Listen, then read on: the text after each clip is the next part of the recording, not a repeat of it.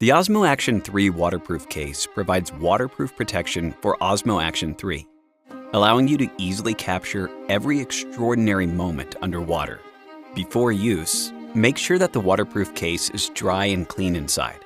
Before installation, remove the rubber lens protector, insert the microSD card and battery, and set the shooting mode and resolution. Unlock the waterproof case. Open the rear cover. Put Osmo Action 3 into the waterproof case according to the direction indicated by the sticker, and then place the anti-fog insert in position. Make sure that the rubber seal is clean and firmly attached, and then close the rear cover and lock the waterproof case. You will hear a click, indicating that the installation is complete. For diving, it is recommended to use the DJI floating handle as well.